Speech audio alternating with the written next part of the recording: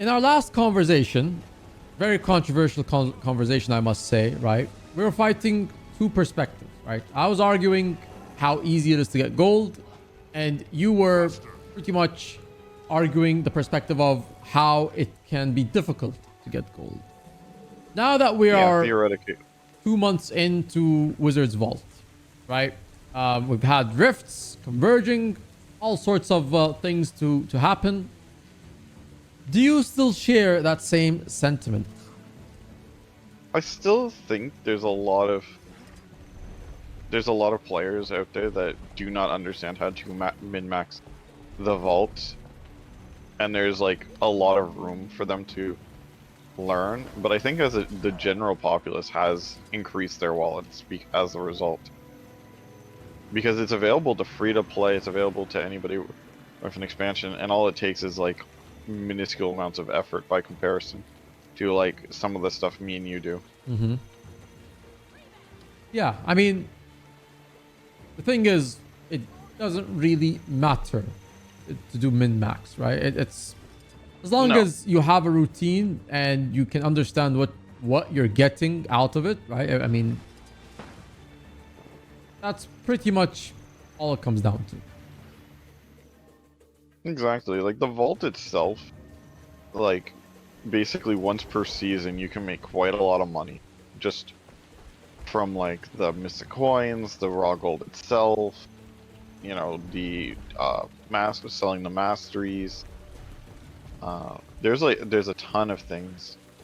Even if you were to focus and get like, even if you were to meme around and get the lesser essence of gold, there's still money to be made there. It's just microscopic for what you're spending. That's fair. So it all comes down to like what the goal of the player is at the end of the day, and how what they expect to get out of it and what they want to get out of it. I think the vault, the goal always, right? It's always what's the reason, right? There's always I don't have gold, and the follow-up should always be, okay, well, what are you trying to get? If you have the money, what's the end goal here? Like, are you trying to spend it on something like a fancy item, or is there like a quality of life item, or whatever it is, right? Like, what's the end goal here? I think I don't know if it's communicated enough, because part of the conversation last time, and this was the main reason where I feel like a lot of disconnect happened, right? Most players don't know what they get out of some of the content, and at the same time they don't know what to prioritize when it comes to spending, right? Yeah.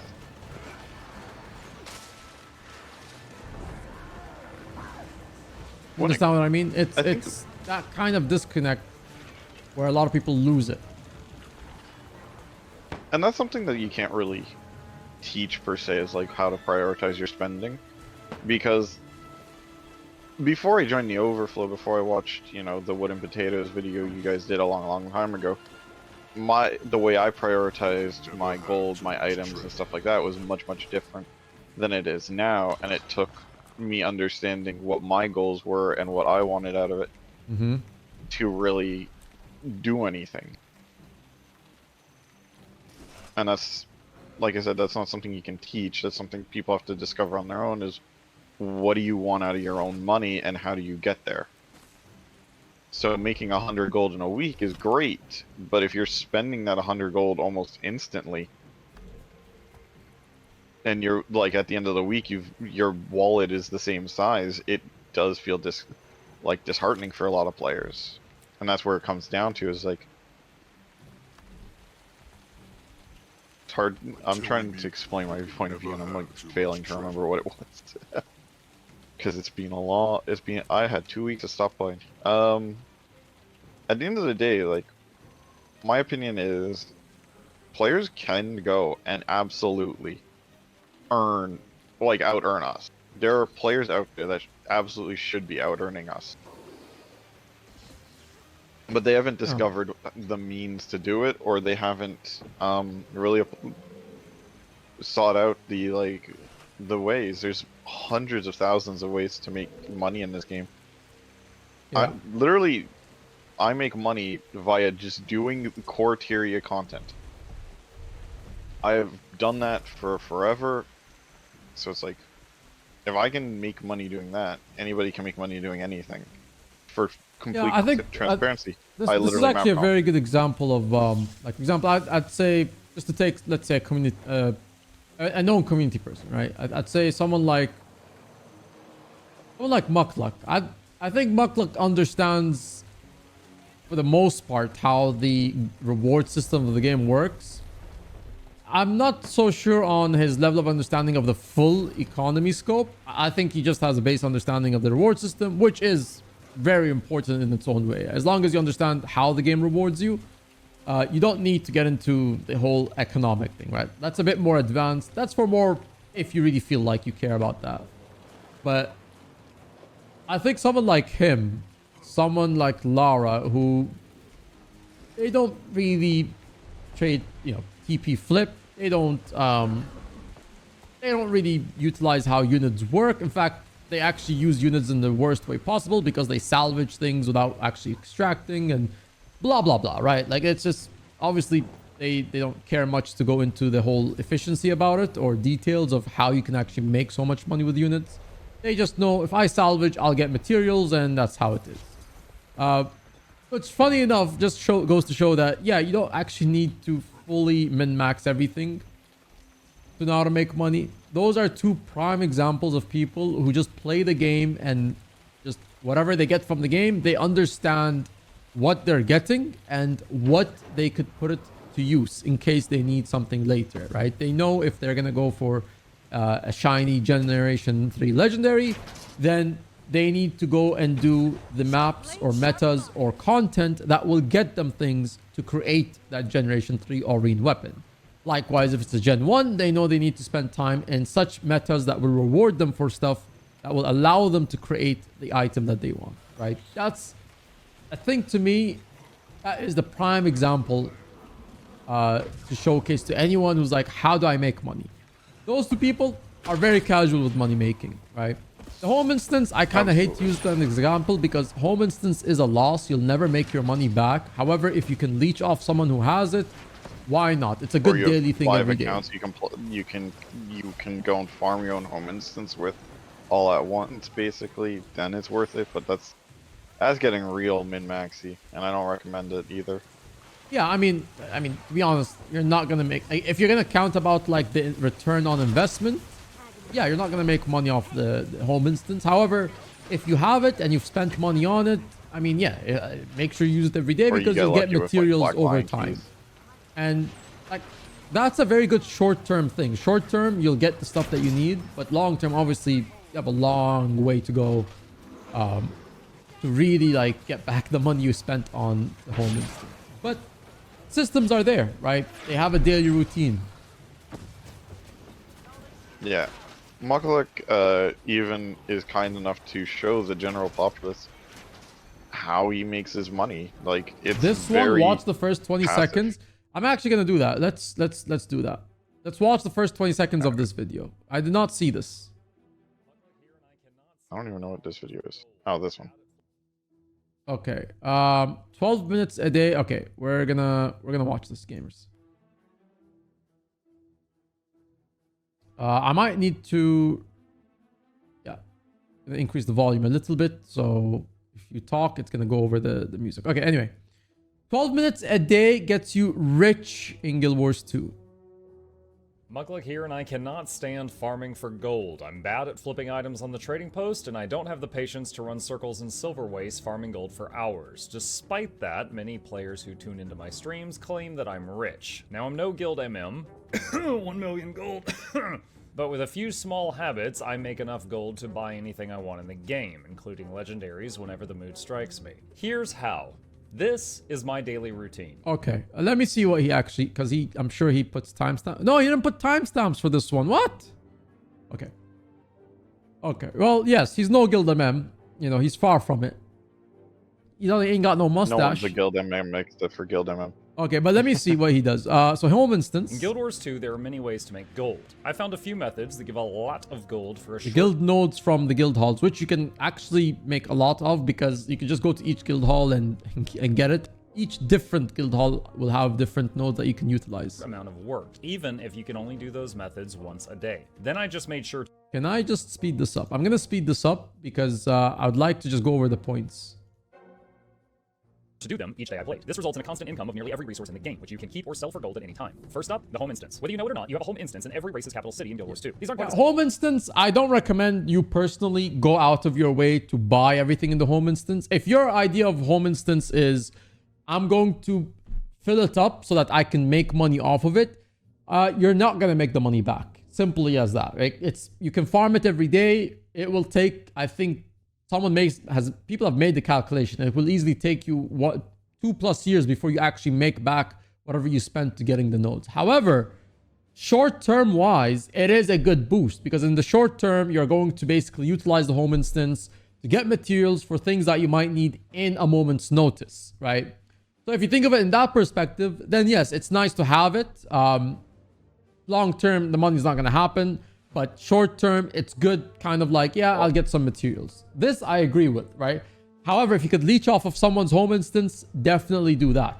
I would definitely recommend that.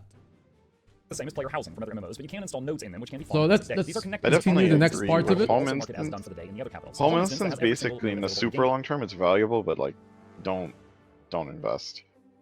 Yeah, is referred to as a more or full less. home. You will occasionally see people saying LFG full home, meaning they want to join a group with someone farming their fully stocked home instance so that they can get a copy of the loot. Note, it is a copy of the loot. It does not take anything away from the instance's owner when you do this. If you wish to build up your own home instance, I have a video guide for that I will link down below. Note, if you do not wish to invest in building up a home instance, that's totally fine. Just join someone else that's going into theirs each day. I personally recommend Radassumes, and not just because I enjoy playing Asura. All the nodes there are in a small circle, and I find it very fast to get them all. Yeah, also, yeah, I would recommend Radassumes. It's a much easier home instance to farm. Everything's like around each other. At the time of this video, I hate the other home instance. A fully optimized home instance, picking up everything is worth over 12 gold. This takes a few minutes. It can be done once each day. This also gets you some of every holiday currency and every living world. Yeah, 12 gold is not a lot in the grand scheme of things, but it will build up fast if you do it consistently every day. Again, it's a good boost. Why not? Again, I recommend always just go leech someone's home instance. 3 and 4 currencies, making projects like the Path of Fire Skyscale and the legendaries Aurora and Vision much easier. Or you can consume those currencies for volatile unbound magic, which I'll touch on more soon. Second up is guild halls. Each day, So each guild hall, this is actually interesting. So basically, each guild hall has nodes. And the benefit that you could do is that if you are in guilds that each have a different guild hall, which right now we have, I believe, 4 different instances of guild halls. That's 4 instances of nodes you can. Of course, that requires you to actually, have those guilds each have a different instance. So, I mean, if you really care that much, you could time it with each guild hall being different from each guild that you represent. But yeah, you could basically farm all their nodes. I'd recommend you do this every day. It's literally just log in, go to the guild hall, farm the nodes, finish from that guild hall synthesizers, go to the next guild hall, right? So if you're in Gilded Hollow, then go to Lost Precipice, then go to Windswept Haven, then go to what's it called? Island of Reflection. You're done. That's a lot of materials without having to change to too many maps. That's literally, you know where to go to them, and their places are always the same. Nothing to worry about. My guilds, they all show up as farmed. The reason for that is the guild hall upgrades synthesis output. This upgrade has 5 tiers, starting at level 0. So a guild will either not have this upgrade, or have it level 1, 2, 3, or... Yeah, another bonus is that, yes, if each guild hall is in a different synthesis tier, even the same guild hall, you can farm the other guild halls instance. So that means if Gilded Hollow for your first guild is level 2 synthesis, and you farm that, and you go to a Gilded Hollow with level 1 synthesis, you could still farm that. If they're all the same level, then you can't. But swapping of guild halls should be fine. 4. So if you were in a guild with max level synthesis output, which is level 4, and another guild with none... Look at the Guild hall, even if you just can farm one guild hall, like, it's better than when I farm nothing. into my guilds, they all show up as farmed. The reason for that is the guild hall upgrades synthesis output. This upgrade has 5 tiers, starting Where at does level it 0. say guild hall Muckluck Labs now with healthcare? Wow. Someone tell Gold. Gold. They sell healthcare at Muck's Guild. You can finally get your healthcare system. The response I give to the statement is, well, when I Yeah, farm but you my gotta guilds, be in the EU to claim it. they all show up as farmed. The reason for that is I the don't guild know hall if upgrades synthesis gold's in output. EU This or upgrade has 5 NA. tiers, starting at level... another guild with none at all, which is level 0, you could farm both. If you manage to get in 5 guilds that are level 0, 1, 2, 3, and 4 respectively, you can farm 5 guild halls free nodes per day. To really maximize your profits with a one-time Yeah, setup, Muck's use still in one character healthcare in the EU. for the guild hall and home instance farming. Use a character that can give itself quickness that speeds up how fast you gather, and use a gathering tool that gives bonus stuff. This is just basically like, you know, yeah, if you have a gathering tool, I'd always recommend use the volatile magic one, which is the glyph of volatility. Gives you volatile magic, which you could then buy trophy shipment boxes from the vendors, from Living World content, which you can find some of them at Eye of the North. And then once you basically buy the trophy shipment boxes, you can open them up. You'll get some T6 materials. Most profitable one most of the time are A lot of T5 and some T6. You do not have to have an infinite gathering tool to use these. You can get a volatile glyph and put it on a normal gathering tool. The glyph will pop off after the tool breaks. Using an infinite tool just makes it easier. There are also disposable tools you can buy to get volatile magic, watchwork sprockets, etc. The fast farming community glyphs page has an excellent list of which glyphs and which karmic tools give the most bang for your buck. If you can't afford any of these options, just make it a goal. Get it later on and it will increase your daily income. Additionally, for other tips on how to min-max gathering tools, I'll link a guide to min-maxing gathering tools down below. Did you know transmuting the animation can make you gather faster? Okay, so at this point I farmed my home instance and my guild. I think the animation is not really a big deal. I've been logged in about 10 minutes. There's one last thing that I do every day, a habit commonly referred to as alt parking. Alt parking is the practice of taking one of your alts. Alt parking, this I advise people at least have a character for. It's very easy. Bureau Marches is a good map. There's multiple chests. There's one there's one area in Bureau Marches off a cliff where there's like 4 chests you can farm. This I definitely recommend. And then there'll be one that he'll show that's in Amnoon if I'm not mistaken. Yeah, Crystal Oasis. Yeah, sorry, Crystal Oasis. Amnoon's the city. Yeah, he does show that one. I also, if you have End of Dragons, I highly recommend the Kining jumping puzzle. Yeah, that one's a good one. Yeah. That one, there's always mesmeric teleporting, so that's not a problem. I'm going to show my favorite spots that I use and why. Oh yeah. Alt parking is not bad. I'm gonna skip this because it's just whatever talking. Alt parking is pretty good. That's actually a very easy thing that you could do. Everything that he does here is very standard. You know, it's not something that's over the top, but it further feeds into the example. You don't actually need to do TP flipping to make a lot of gold. Just the daily routine of things. Even if you don't do anything in this video, like let's say you do a lot of fractals, you do a lot of raids, or you do a lot of strikes, or even open world metas, right? Let's say you don't even do instance content, but you do open world metas, just pick the ones that you like. If you feel like you don't want to spend 12 minutes or 15 minutes doing like a system every day, where you're like, I don't want to spend 15 minutes doing this every single day, that bores me, okay, fine. Create a routine of at least something that is specific to your next goal, right? So it doesn't have to be you're always going to do a Dragon Storm, you're always going to do a Living World Season 4 meta train or EOD metas. Find something, pick something, right? If it's specific to your goal, you're going to spend a lot of time there.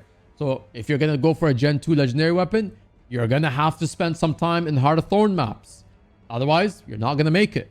It's simple, right? Those maps provide you the materials that you do need to make them. So don't keep it in a general sense. Always try to, if you have a goal, work towards that specific goal, right? If you don't have anything that you're going for, then go more general and at least kind of stick to a routine.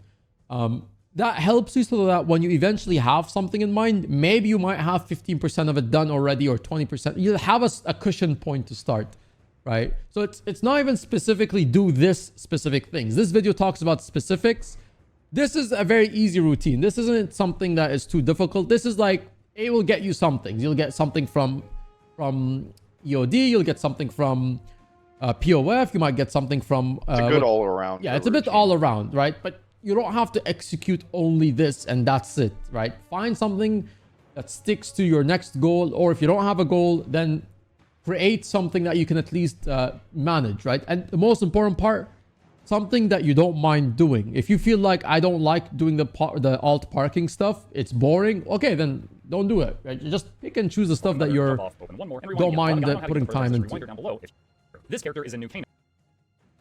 I have one step between these two spots and calcified gasps. This is just to reduce how Yeah, there's just a lot of talking. Show you is not something you do daily, but whenever you want to cash out. This is how I got that huge pile of money. This is my black line delivery box. When you have some to use up, in my case, I do it whenever my material storage is overflowing with the eternal ice. You can go the to the eternal ice shards, you can actually exchange them for volatile magic. They actually can convert this currency to volatile magic. When you convert it to volatile magic, then you can buy more trophy shipping boxes, which is where you can get some T6 and a lot of T5. Note, if he's not there, you can add him to the zone by unlocking the eternal ice trader at Lady Camilla. Yeah, that's basically what he's going to tell you to do. Magic gathering. You can buy shipments. You can check the fast farming box to see which one is worth the most, but the trophy shipments are almost always the ones you want. At the time of 0.25 gold sell history, I just yeeted it. Each day I do 3 currency material in the game, which adds up in value to a massive stack of gold. That's it. The home and guild hall farming can even be done by world farming. That's it. That's basically it. That's this video. So But again, this goes to my point. You don't really need to do some overcomplicated methods in the game.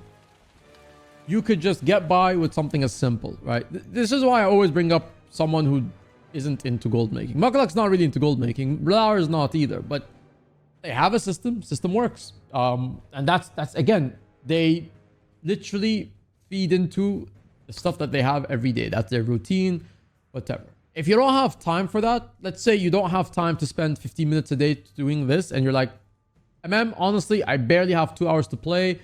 I'd rather log in and immediately do something fun. Maybe you don't consider this fun, right? That's fine. Then tailor whatever you're trying to get towards that thing specifically. And that's how I think, that to me is the biggest takeaway, is always routine for what you're going. Have a plan. This is where I feel like a lot of people don't really, they lose a lot of this stuff, is like you don't go in with a plan.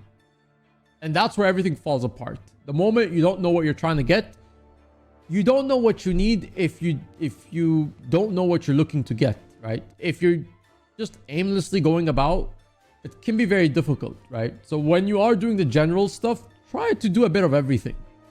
If you can, right?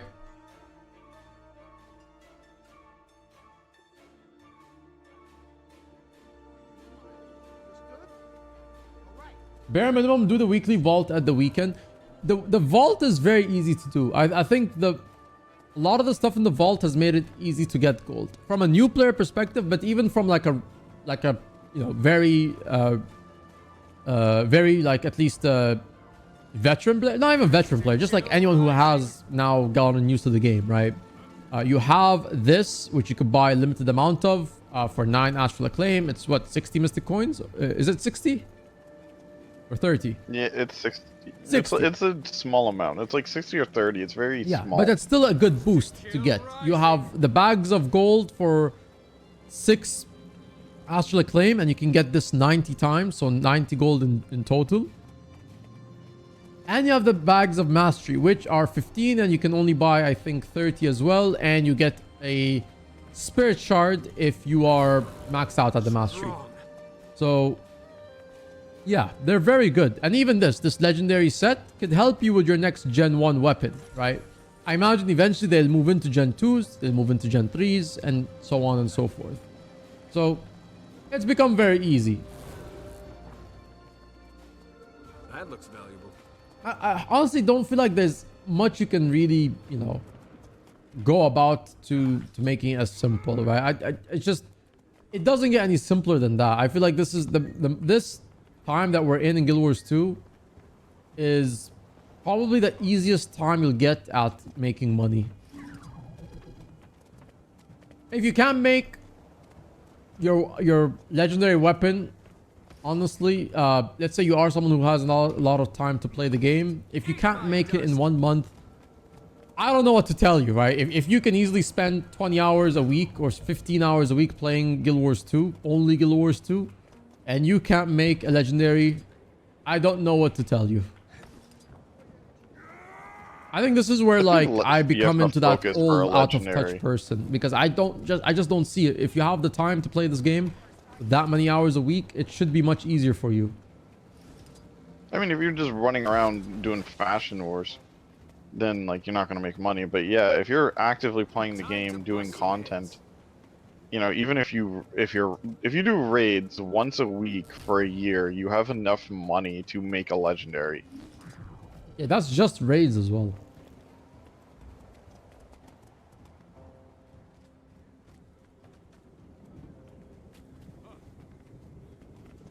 Yeah.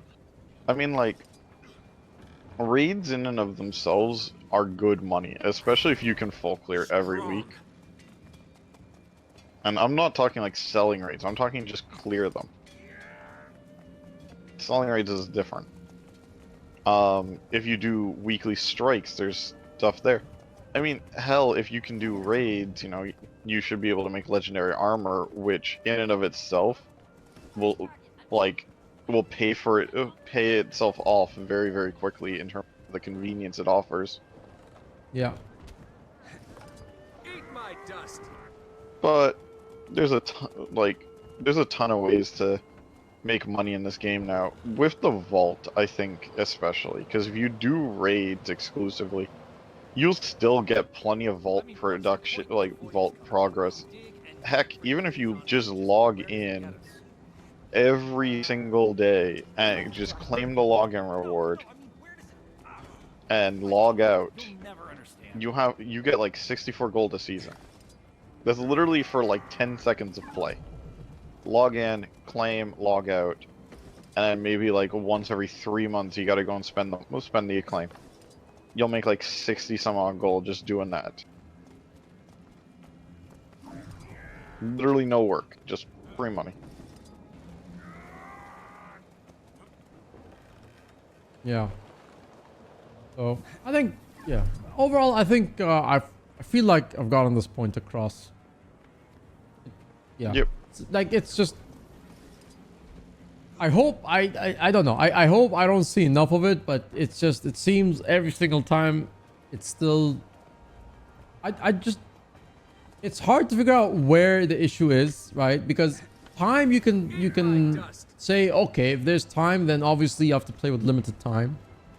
But if it's understanding what to do, that is like, yeah, I don't know. I feel like the best way to explain it is always gonna be, yeah, it's just like planning. It's just where it comes down to.